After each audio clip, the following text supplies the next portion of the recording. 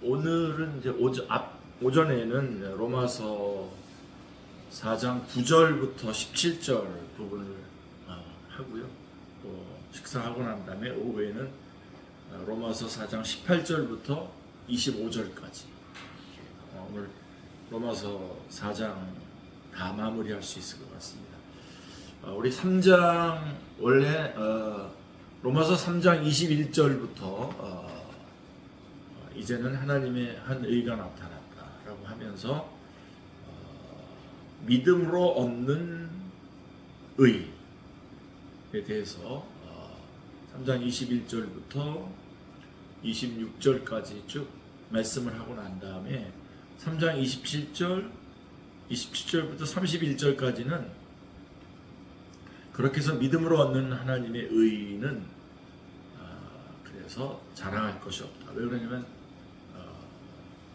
하나님께서 주시는 하나님의 의이기 때문에 자랑할 것이 없고 그 다음에 차별할 것이 없다는 거죠. 그래서 이방인의 하나님도 되시냐? 당연히 이방인의 하나님도 되십니다.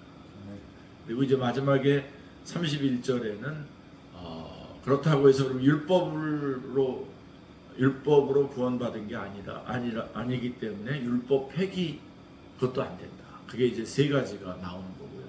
그 다음에 다시 이거를 이제 4장에 와서는 다시 같은 얘기를 아브라함이라고 하는 인물을 이제 그 아브라함이 얼마나 중요한 인물인지에 대해서는 이제 지난번에 말씀을 드렸는데 그 아브라함이 4장 1장부터 8장까지는 행위로 구원받지 않았다라고 하는 거고 이제 오늘 우리가 지금 오전에 하려고 하는 9장부터 17장에는 할례로 구원받지 않았고 그 다음에 이 18절부터는 이제 율법으로 구원받지 않았다.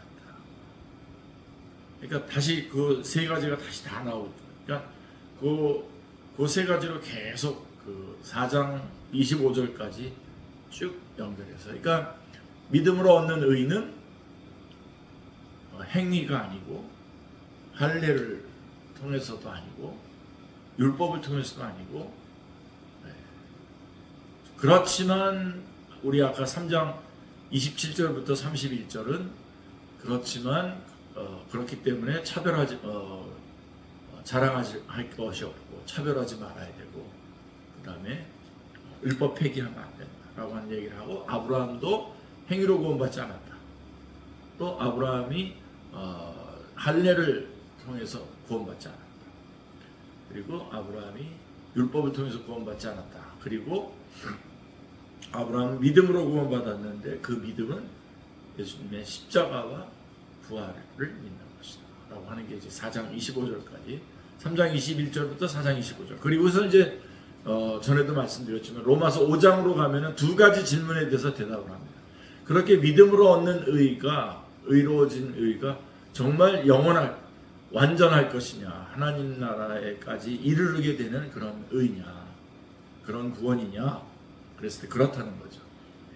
그게 5장 1절부터 11절에 대한 예상되는 질문에 대한 답입니다. 그리고 이제 12절부터 21절은 한 분 예수 그리스도께서 십자가에 달려 죽으신 그 일로 말미암아 모든 사람에게 이 구원이 미쳐질 수 있느냐 그렇다라고 하는 게 이제 12절부터 21절의 증언입니다. 네. 그리고 이제 우리 지금 오늘 앞부분에서는 4장 9절부터 17절인데요. 먼저 9절부터 17절 같이 한번 읽겠습니다. 그런즉 이 복음이 할례자에게냐 혹은 무할례자에게도냐 무릇 우리가 말하기를 아브라함에게는 그 믿음이 의로 여겨졌다 하노라. 그런즉 그것이 어떻게 여겨졌느냐 할례시냐 무할례시냐 할례시가 아니요 무할례시니라. 그가 할례 표를 받은 것은 무할례시의 믿음으로 된 의를 인친 것이니 이는 무할례자로서 믿는 모든 자의 조상이 되어 그들도 의로 여기심을 얻게 하려 하심이라. 또한 할례자의 조상이 되었나니 곧 할례 받을 자에게뿐 아니라 우리 조상 아브라함이 무할례시에 가졌던 믿음의 자취를 따르는 자들에게도 그러하니라. 아브라함이나 그 후손에게 세상의 상속자가 되리라고 하신 언약은 율법으로 말미암은 것이 아니요 오직 믿음의 의로 말미암은 것이니라. 만일 율법에 속한 자들이 상속자이면 믿음은 헛것이 되고 약속은 파기되었느니라. 율법은 진노를 이루게 하나니 율법이 없는 곳에는 범법도 없느니라. 그러므로 상속자가 되는 그것이 은혜에 속하기 위하여 믿음으로 되나니 이는 그 약속을 그 모든 후손에게 굳게 하려 하심이라. 율법에 속한 자에게 뿐만 아니라 아브라함의 믿음에 속한 자에게도 그러하니 아브라함은 우리 모든 사람의 조상이라. 기록된 바 내가 너를 많은 민족의 조상으로 세웠다 하신 것 같으니 그가 믿은 바 하나님은 죽은 자를 살리시며 없는 것을 있는 것으로 부르시는 이시니라. 우리 어떤 목사님께서 로마서만큼은 구속사로 보면 안 된다 그렇게 얘기하시는 분이 계셔요. 저하고 친한 분이신데 로마서야말로 이 하나님의 역사, 구속의 역사를 아주 그냥 명확하게 설명해주고 있는 성경이죠. 멕시코의 과달루페 성당은 카톨릭 성지로 많은 사람들이 방문합니다. 이 성당은 성모 마리아가 거기서 발현했다고 하는 장소에 세워졌습니다. 성모 마리아가 아들 예수 그리스도와 함께 자신을 중보해 주시기를 바라면서 매년 수많은 순례자가 400m 남짓의 그 성당까지 손과 무릎으로 기어간다고 합니다. 그런 후에 들어가서 촛불을 밝히는데 친구나 친척이 연옥에 머무는 기간이 줄어들기를 바라면서 그 수만큼 촛불을 밝힌다고 합니다. 이런 일들이 이 헛된 일들이 그리고 이거보다 더한 게 아마 이 땅의 종교 축제로서는 최고의 축제라고 하는 가장 큰 축제라고 하는데요. 마하쿤부 멜라라고 하는 힌두교 축제가 있습니다. 지금도 진행 중이에요. 12년 만에 한 번씩 일어나는 건데 이 축제는 강가강이라고 하는 이제 겐지스강을 말하는데요. 야무나강이 합류하는 강가강과 야무나강이 합류하는 지점 곧 상감의 그 전설적인 물이라고 불리는 곳에서 12년마다 열립니다. 그래서 2025년 올해 1월 13일에 시작해서 2월 26일까지 45일간 열리는데 4억 5천만 명이 참여할 것이라고 예상하고 있습니다. 그 앞에 부분부터. 단일 종교 행사로는 세계에서 가장 큰 행사라고 합니다.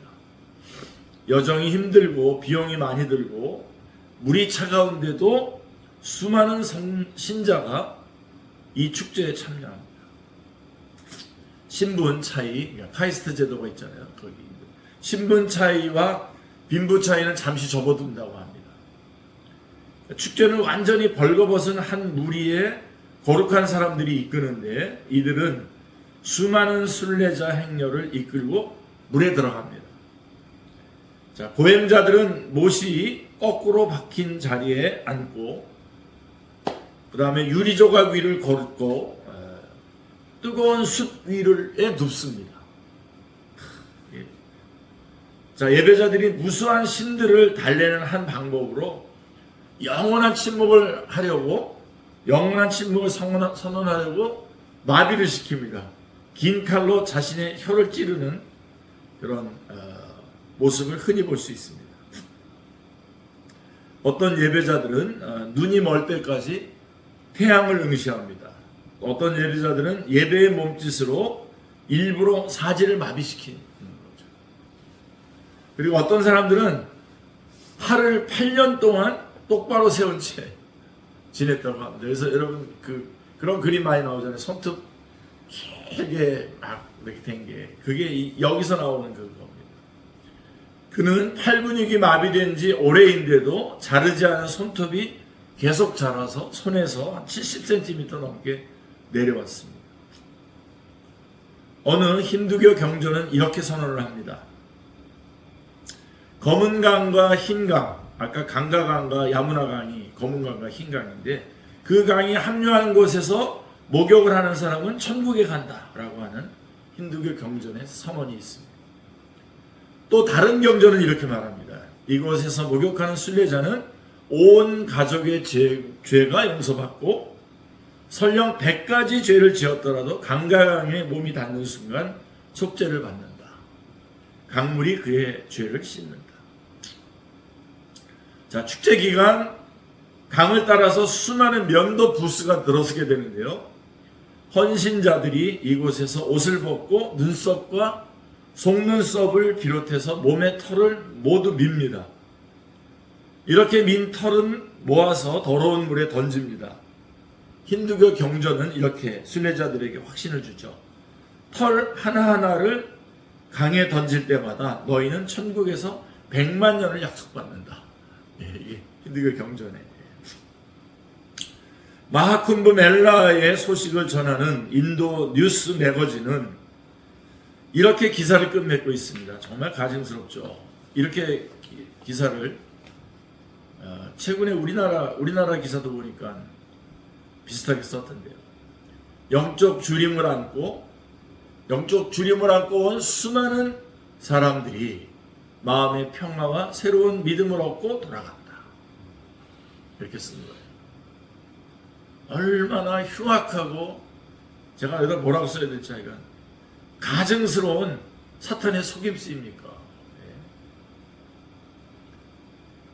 자, 그러나 이것은 사람들이 사탄의 영감을 받아 만들어낸 행위 중심의, 제가 이 이야기를 가지고 온 이 로마서 4장 9절부터 가져온 이유는 바로 이러한 것들이 행위 중심의 종교 체계들을 완벽하게 보여주는 예입니다.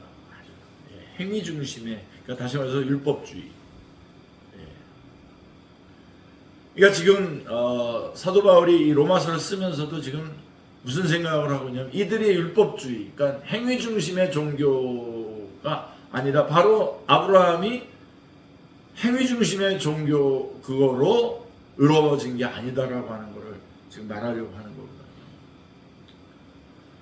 자, 행위 중심의 종교 체계들은 모두 사람이 특정 의식에 참여함으로써, 행함으로써 하나님 앞에서 의로워지고 천국에서 자리를 보장받을 수 있다면서 사람들을 설득하려고 합니다.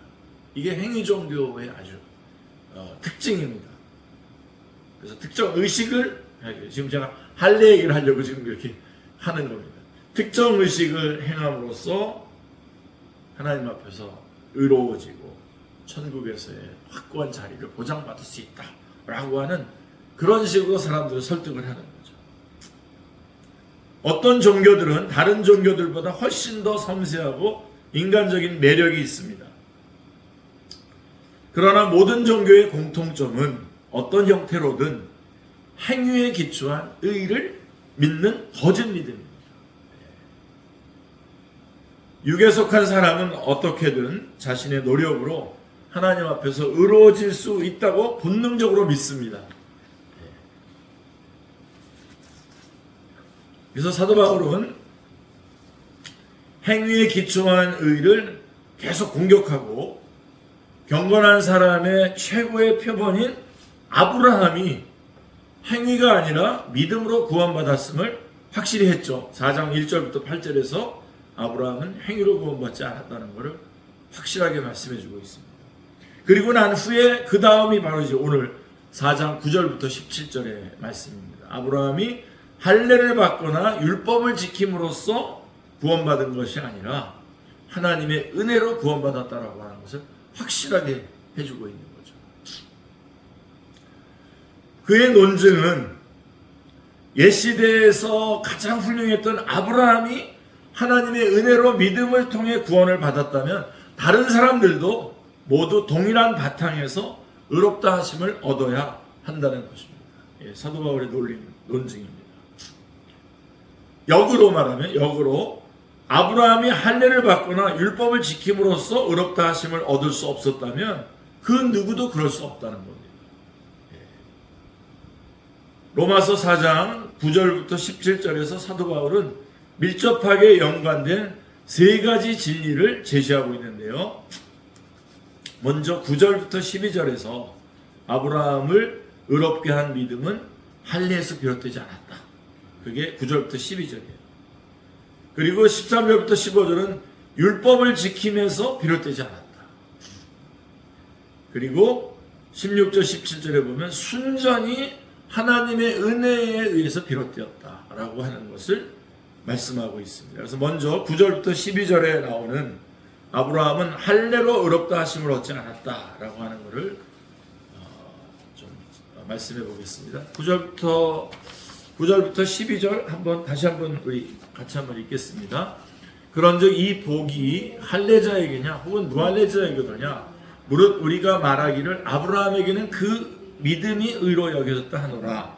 그런즉 그것이 어떻게 여겨졌느냐? 할례시냐 무할례시냐? 할례시가 아니요 무할례시니라.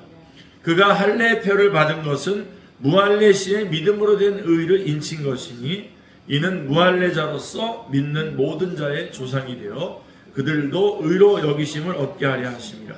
또한 할례자의 조상이 되었나니 곧 할례 받을 자에게뿐 아니라 우리 조상 아브라함이 무할례시에 가졌던 믿음의 자취를 따르는 자들에게도 그러하니라.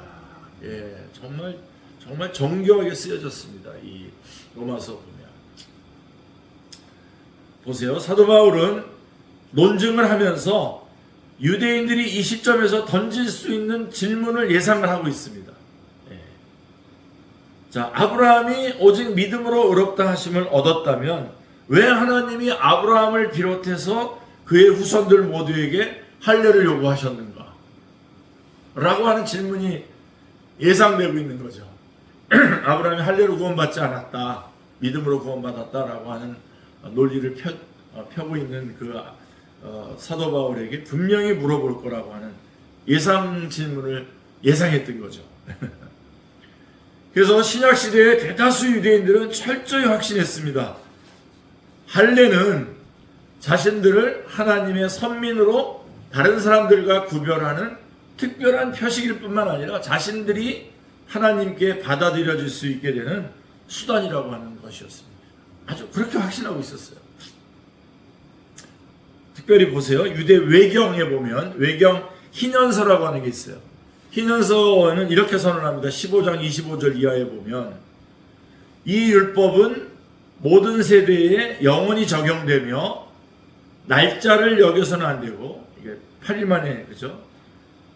8일 가운데에 하루라도 건너뛰어서는 안 된다. 그러니까 안식일도 이때는 여기에 이 할례가 이겨요. 이것은 영원한 규례이며 하늘의 돌판에 기록되었다. 태어난 지 8일째 되는 날에 표피를 자르지 않는 자는 모두 주님이 아브라함과 맺으신 언약의 자녀에 속하지 않고 멸망의 자녀에 속한다.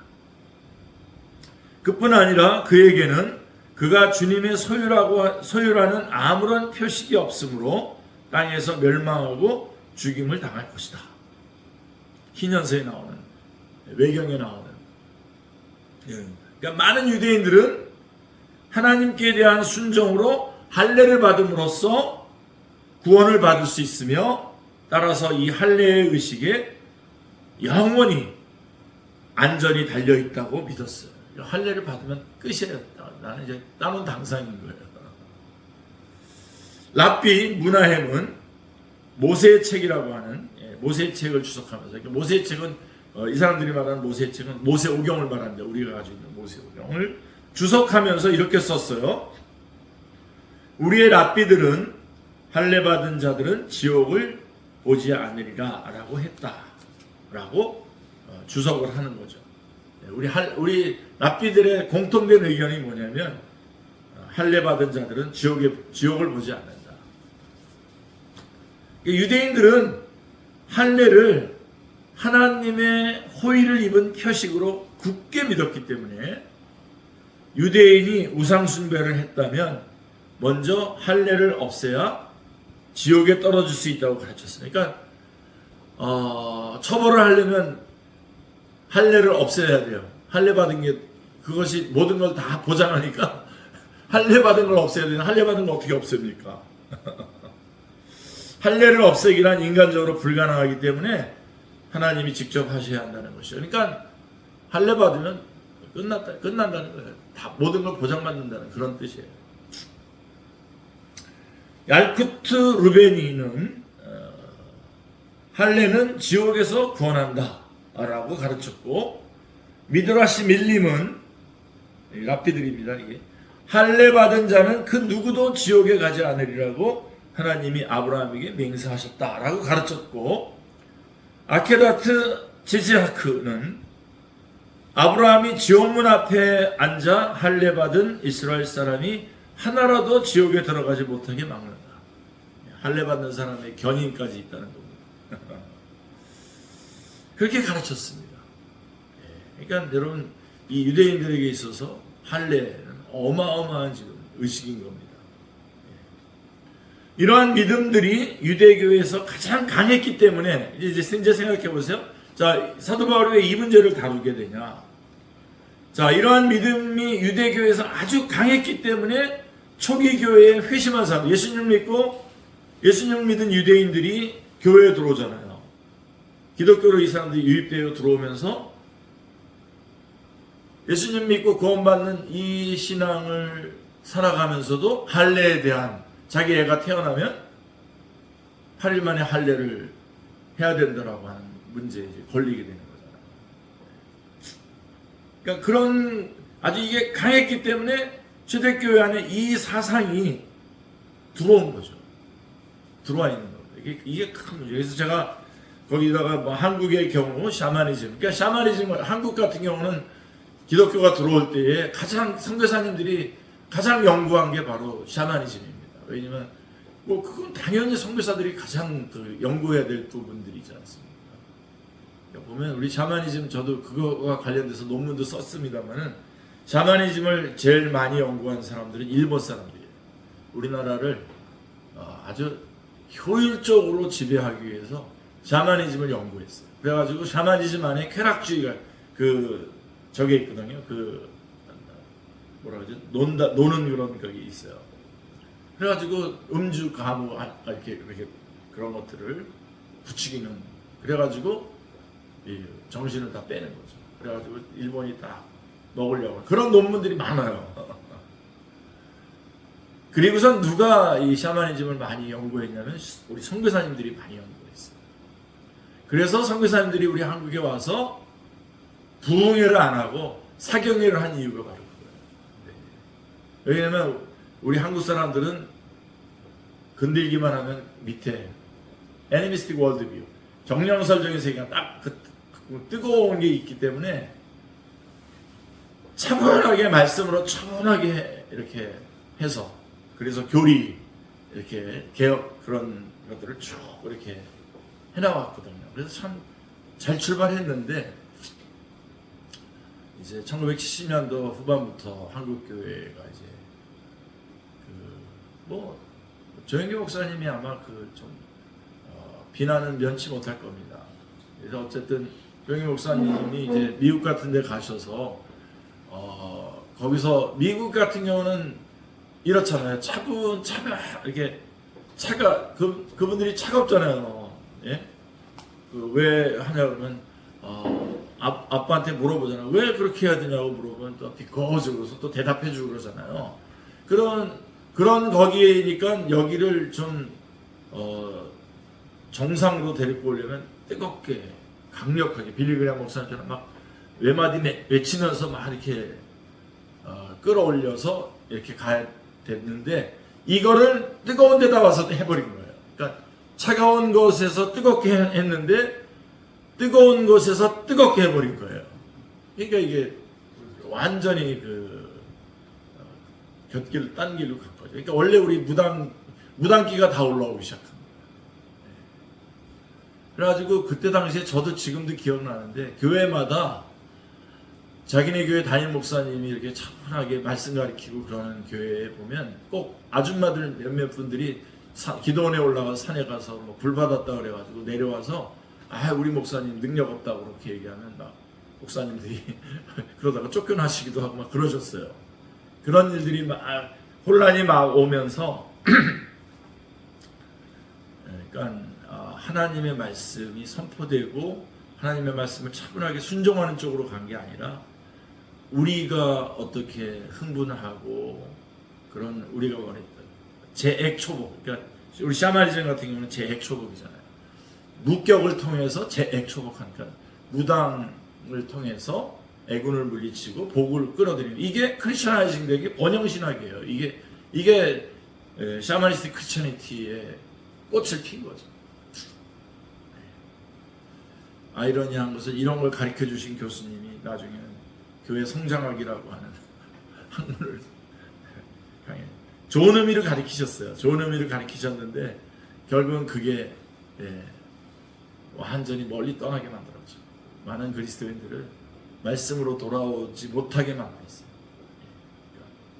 그게 다 샤머니즘. 그러니까 우리 교회도 다 지금 우리 권사님 장로님 같은 경우 오셔가지고 대단하다 그러는데, 대단하게 이제 좀만 딱 건드려 보세요. 다시 이쪽으로 좀만 몇 번만 강조해 보세요. 잘 먹고 잘 살고 하는 이쪽에 내가 지금 편해야 되고 그런 것 쪽으로 툭 던지기 시작하면 훅 글로 쪽으로 간다고요. 그래서 그냥 이 목회자가, 하나님께서 왜 목회자 세워뒀냐, 끝까지 그걸 딱 붙잡고 이쪽으로 가도록. 그래서 바로 이 로마서 같은 게 구속사, 이런 게 필요한 거죠. 그러니까 우리 한국 교회는 열린 예배 이런 것들이 막 청소년을 위한 예배 이런 것들. 그러니까 하나님이 걱정하지 말라고 했던 것들을 스스로 걱정하는 거죠. 어린아이들이 못 알아들으면 어떡하지? 못 알아듣긴요. 그럼 당신 어른은 알아들었습니까? 성령님께서 역사하셔서 말씀 가운데 알게 된 거죠. 그거를 목회자들이 견지해야 되는데 견지하지 못한 거죠. 못하고 타협한 게 이제 청소년을 위한 예배. 그런 예배는 없습니다. 하나님을 위한 예배 이외에 청소년을 위한 예배, 무슨 예배 이런 건 없죠. 물론 접근하기 위해서 그렇게 하지만, 그렇게 하다가 결국 어떻게 되냐면 혼합주의로 가게 됩니다. 그러니까 이것이 완전히 기독교적인 것을 완전하게 넘어갔어야 되는데 넘어오지 못하고 거기서 혼합 현상이 일어나게 되는 거죠. 그래서 우리 기독교는 거의 샤머니스틱, 부디스틱, 컨퓨셔니스틱, 크리스천이티. 그러니까 이게 다 혼합되어 있어. 이걸 하나씩 빼내야 돼요. 제가 학부 때 디샤마나이제이션 해야 된다라고 하고, 그 다음에 또 좀 공부를 나중에 하게 되면 거기서 불교적인 것을 빼내야 되고, 또 공부하면 또 유교적인 것도 빼고 해서 한번 완성하고 싶었는데 벌써 다 시간이 다 지나가요.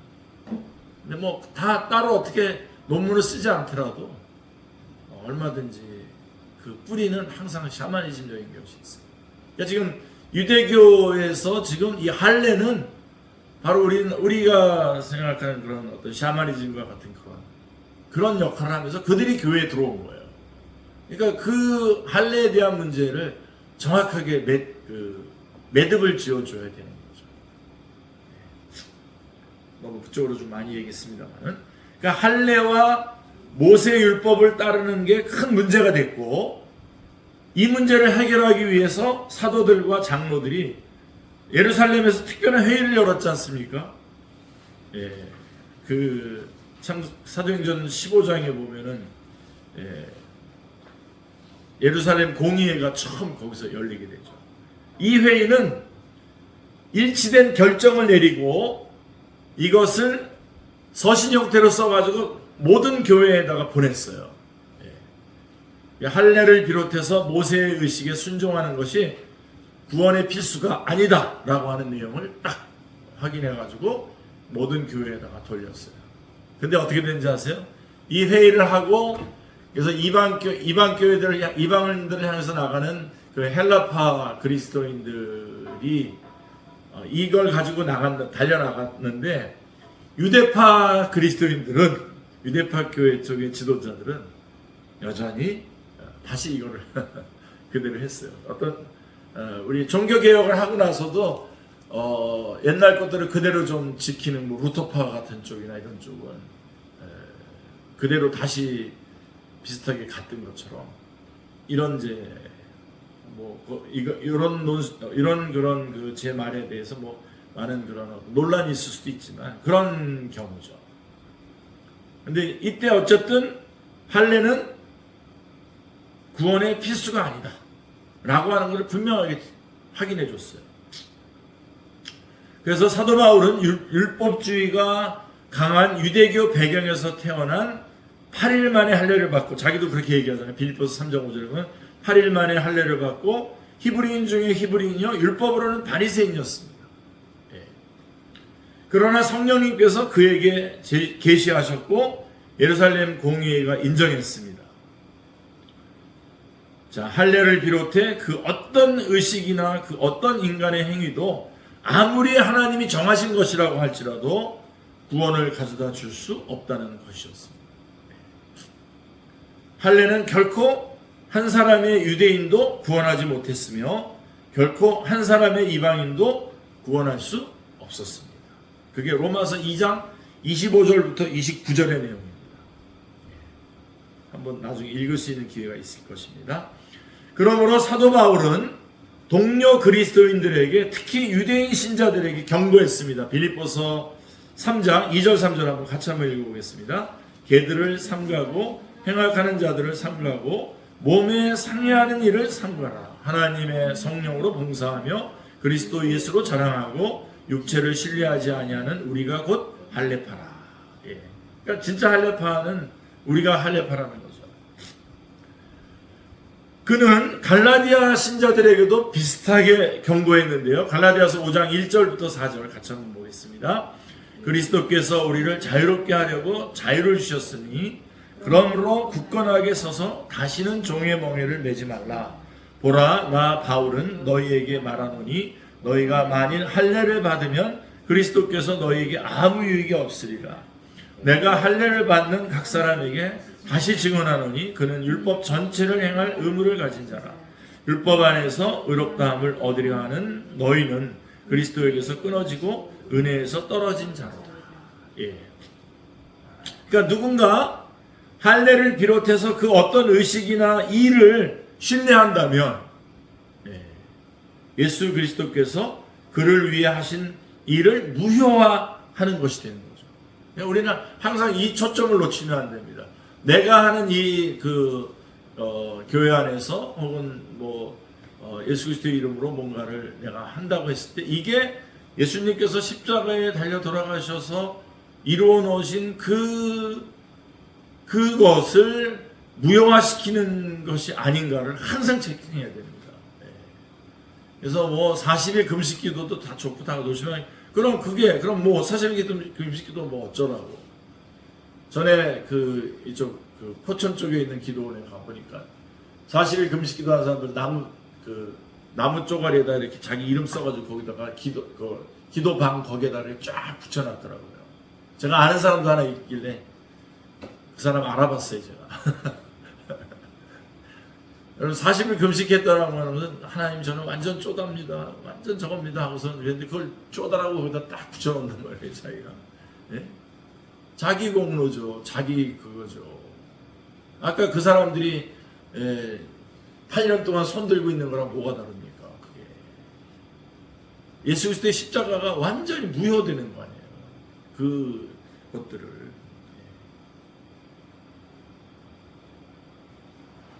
그래서 그는 자신을 율법 아래 두며 율법 아래에 있는 자는 율법에 절대적으로 완전하게 순종해야 합니다.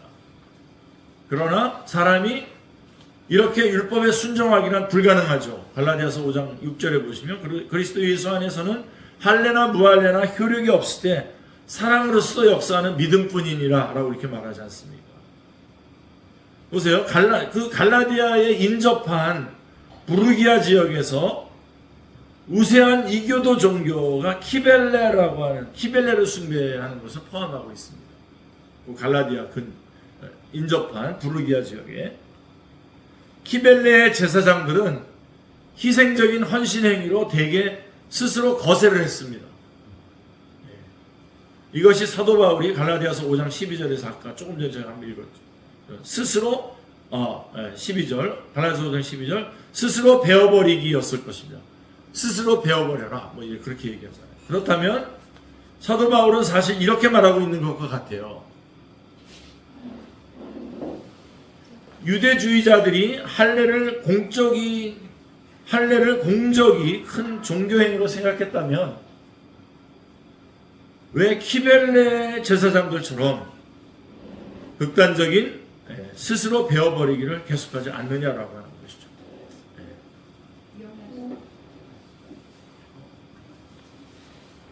자, 유대인뿐 아니라 이방인 기독교인도 구원받기 위해서 모세율법을 지켜야 한다고 주장하는 유대주의자들은 갈라디아 교회에게 아주 강하고 끈질긴 위협이었습니다. 계속적으로. 그래서 사도 바울은 이들에게 쓴 편지 말미에서 앞서 했던 경고를 되풀이했습니다. 갈라디아서 6장 12절에 보시면요. 무릇 육체의 모양을 내려하는 자들이 억지로 너희에게 할례를 받게 함은 그들이 그리스도의 십자가로 말미암아 박해를 면하려 함뿐이라. 그러니까 아직도 교회 안에 들어와 있으면서도 할례를 자꾸만 얘기하는 것은 유대인들에게 오는 박해를 면하려고 하는 거지 그게 무슨 의미가 있는 거냐라고 지금 사도 바울이 경고하고 있는 것이죠. 바꿔 말하면 심지어 많은 유대인들조차도 할례와 관련해서 위선자들이었으며 할례를 동료 유대인들에게 당할 박해를 피하는 수단으로 사용했던 것입니다. 그러니까 할례의 그 진짜 의미는 날아간 거죠. 그래서 창세기 17장 10절부터 14절은 분명히 하고 있는데요. 할례 행위는 하나님이 아브라함과 그의 후손 곧 유대인들과 맺으신 언약의 표식으로 하나님이 주셨다는 것입니다. 이 단락을 근거로 해서 랍비들은 그러니까 창세기 17장 10절부터 14절에 나오는 하나님께서 주신 그 언약의 표식으로서 하나님이 주셨다고 하는 그거를 근거로 해서 랍비들은 할례가 하나님을 기쁘게 하고 그분 앞에서 의롭게 되는 수단이라고 가르쳤고 대다수 유대인들이 그렇게 믿었어요.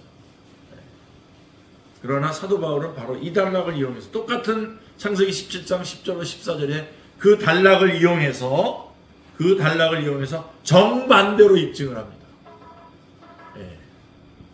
아브라함은 할례를 받음으로써 하나님 앞에서 의롭게 된 게 아니라 할례 명령을 받을 때 이미 의롭다고 선언된 상태에서 받았다라고 하는 것을 바울은 그거를 그 같은 창세기 17장에 아브라함이 할례 받는 그거를 가지고 유대인들은 할례가 하나님 주신 표식이기 때문에 이게 우리에게 구원을 가져다 준다라고 말하는 근거로 쓰고 있지만 바울은 바로 그 말씀을 가지고 그 아브라함이 할례를 받을 때는 이미 하나님 앞에서 의롭다함을 얻은 상태에서 할례를 받았다라고 하는 것을 말함으로써 할례에 대해서 명확하게 구분을 지어주고 있습니다. 그러니까 벌써 창세기 15장 6절에서 아브라함이 하나님을 믿음에 이를 그의 의로 여기시고라고 했지 않습니까? 그리고 17장에 기간이 있죠. 그래서 사도 바울은 이렇게 물으며 시작을 합니다. 로마서 4장 9절 10절에서 같이 한번 읽겠습니다. 그런즉 이 복이 할례자에게냐 혹은 무할례자에게도냐 무릇 우리가 말하기를 아브라함에게는 그 믿음이 의로 여겨졌다 하노라. 그런즉 그것이 어떻게 여겨졌느냐 할례시냐 무할례시냐 아주 분명하게 묻고 있는 거죠. 그러니까 이 기본 진리는 우리 시대에 매우 중요합니다. 이제는 유대인들조차도 할례가 구원을 가져다 준다고 믿는 사람들은 거의 없습니다. 지금 할례가 자기네들 구원을 가져다 준다고 믿는 사람 없어요.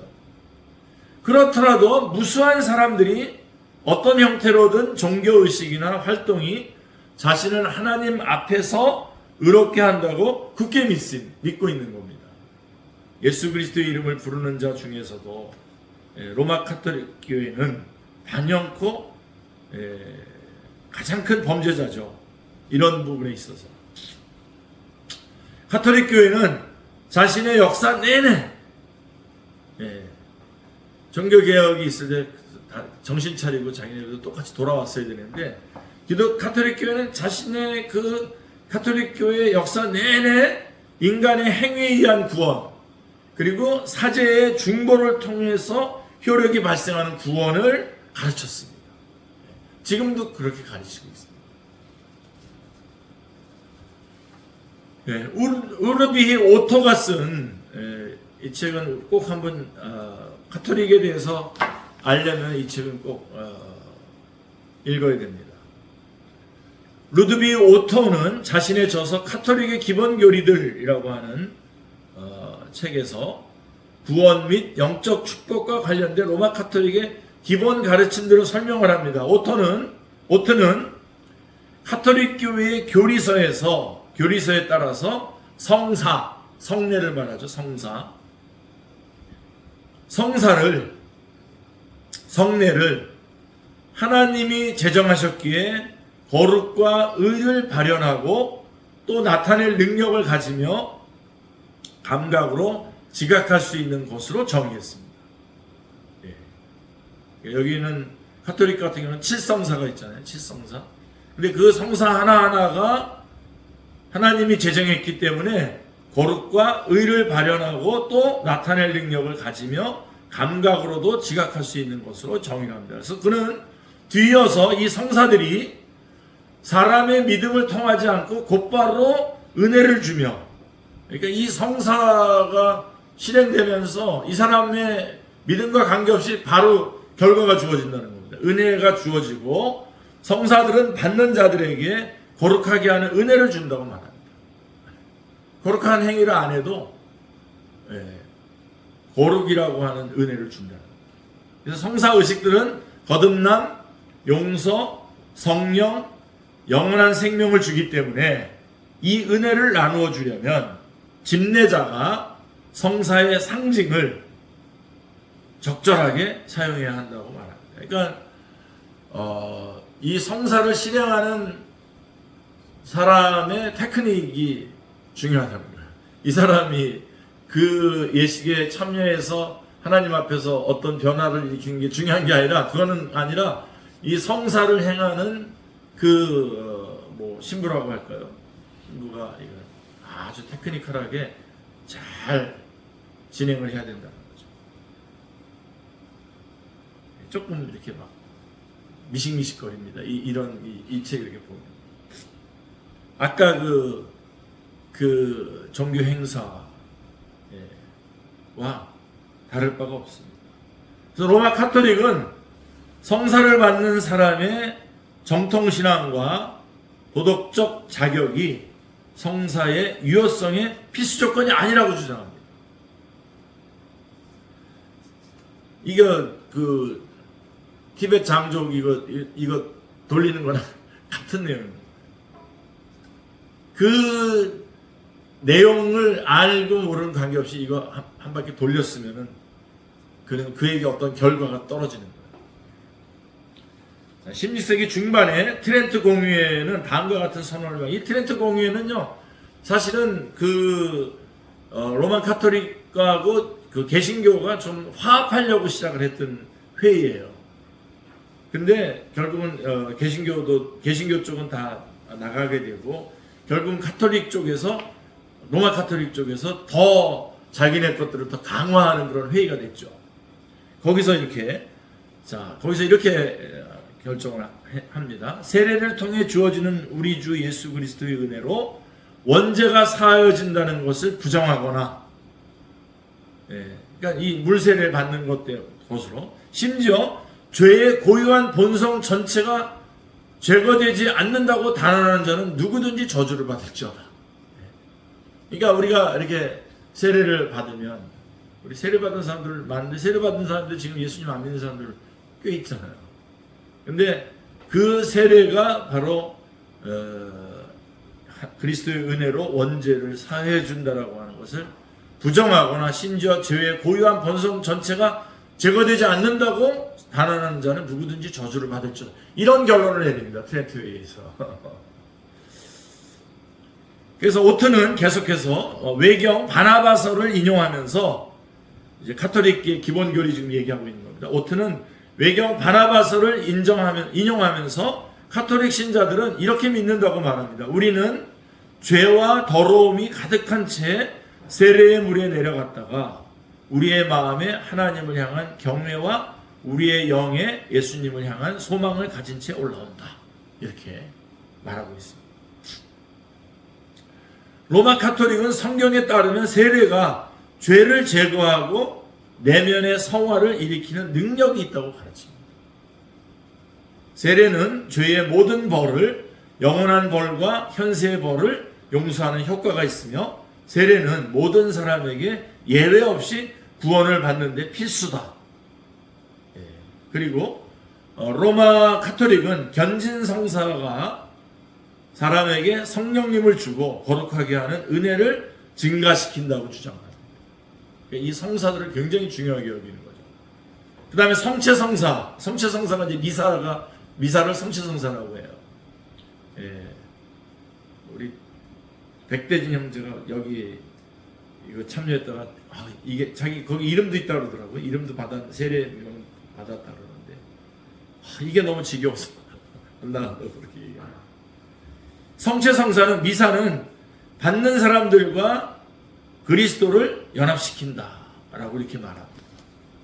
영적 양식으로서 미사는 영혼의 초자연적인 생명을 보존하고 증가시킨다. 따라서 세계 어디서든 신실한 카톨릭 신자가 예수 그리스도를 영접했느냐를 그런 질문을 받는다면 이 카톨릭 신자들은 그는 지난 미사와 자신이 참여했던 모든 미사에서 그분을 영접했다고 답할 것입니다. 그때마다 영접해야 되니까.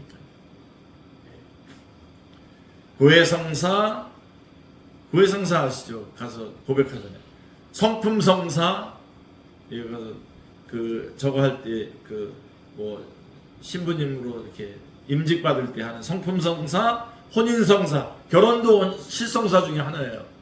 혼인성사, 그 다음에 종부성사, 죽기 전에 하는 종부성사. 그래서 카톨릭 쪽은, 로마 카톨릭 쪽은 그래서 그 장례식이나 이런 거 할 때 아주 제대로 잘해요. 이거 성사 중에 하나이기 때문에 그래요. 그리고 혼인성사도 그렇고요. 혼인도. 그래서 그 카톨릭에 등록이 되어 있으면 이 혼인에 관해서도 꼭 그쪽에서 해야 돼요. 그 자체로 이런 성사도 그 자체로 하나님의 은혜에서 비롯되는 다른 영적 유익들을 준다고 말합니다. 그 성사 자체가 어떤 결과를 내준다고 믿어요.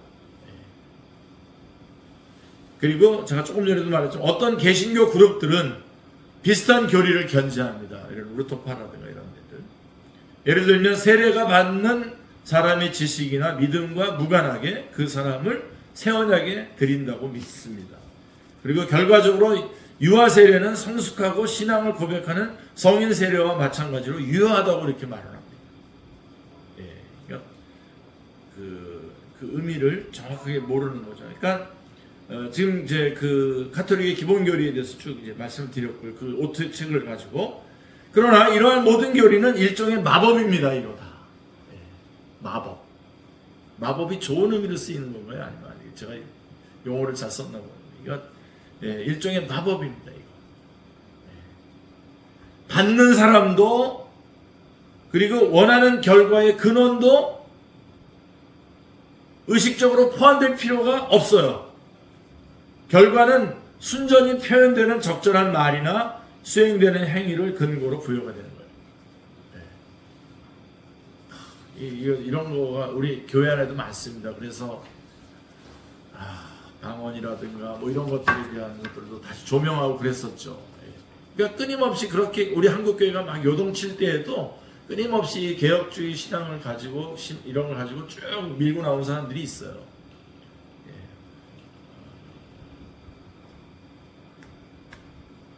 자, 하나님조차 이 성사의 유효성과 직접 관련이 없습니다. 이게 바로 이제 우리 구원파에서 일어나는 일이거든요. 그러니까 하나님도 이제는 의미가 없어요. 요 형식을 따르면 결과가 나오는 거니까 여기에 꼭 하나님이 개입될 필요가 없어요. 이게 무시무시한 거죠. 그래서 결국은 이 구원파도 구원을 받잖아요. 구원을 받는다는 게 그들이 말하는 그 책에 따라서 움직이면 구원을 받는 거예요. 예수님과 이런 것들이 거기에 직접 그 유효성에 관련이 없어요. 그게 이단이죠. 성사는 받는 사람의 믿음 없이 이루어질 뿐만 아니라 하나님 없이 그분의 은혜를 직접 줍니다. 능력은 의식의 형식에 있습니다.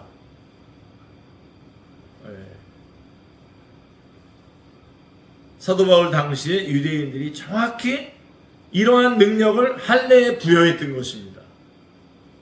교회 안에 이런 게 들어와 있으니까 이제 이렇게 되니까 어떻게 되죠? 어리석도다 이 갈라디아 사람들에 대해서 통탄을 하는 거죠. 하늘에서 내려온 천사라도 저주를 받을지어다라고 하는 말들이 나오게 되는 게 바로 하나님도 예수 그리스도도 없이 뭔가 어떤 결과가 의식을 행하고 나면 그 결과가 주어진다고 믿는 그런 것들이 교회 안에서 탁 침투해 있는 거죠. 이들은 칭의에 관련해서 아브라함에게 적용되었던 것이 모든 사람에게, 특히 모든 유대인에게 적용된다고 믿었습니다. 그래서 사도 바울은 계속해서 이 족장을 모델로 사용합니다. 이 아브라함을 모델로 사용하면서 계속해서 말씀하고 있습니다. 잠깐만 쉬었다가 하겠습니다.